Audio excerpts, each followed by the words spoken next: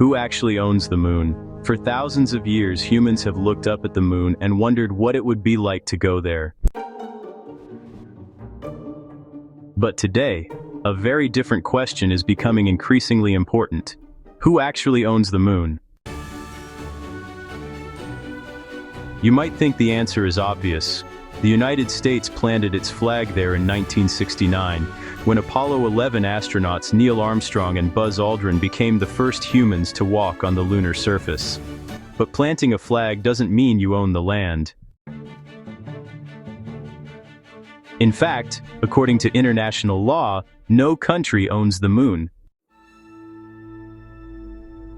So back in 1967, the United States, the Soviet Union, the United Kingdom, and, several other nations signed what became known as the Outer Space Treaty.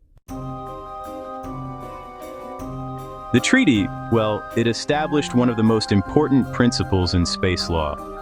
Outer space, including the moon and other celestial bodies, is not subject to national appropriation. Basically, in simpler terms, a country can't just plant a flag on the moon and say, "This belongs to us." That's actually why the American flag left by the Apollo astronauts was symbolic. It represented an extraordinary achievement, sure, but it didn't turn the moon into American territory.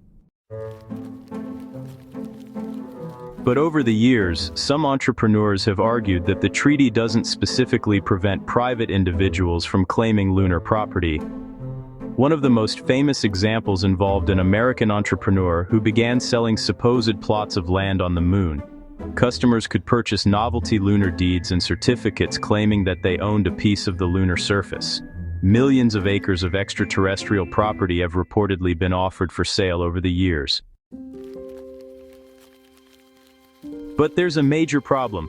Buying one of these certificates does not give you legally recognized ownership of the moon. No internationally recognized authority currently exists that can officially grant you a title to lunar land. So if nobody owns the moon today, could that eventually change? That question is becoming much more important. NASA and other space agencies are planning future missions to the moon. And, the moon may actually contain some pretty valuable resources. Scientists are especially interested in water ice that's found near the lunar poles. That water could, in theory, be used for drinking, producing oxygen, or even creating rocket fuel for future missions deeper into space.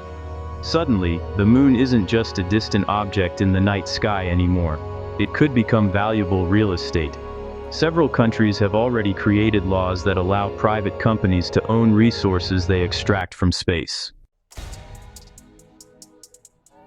But here's the thing. Owning resources taken from the moon is very different from owning the land itself. Just imagine a mining company setting up the first major lunar base. How much territory would it actually control around that base? Could another company build directly beside it? Who would settle disputes? And what happens when multiple countries and companies want access to the same valuable location? These questions don't have simple answers.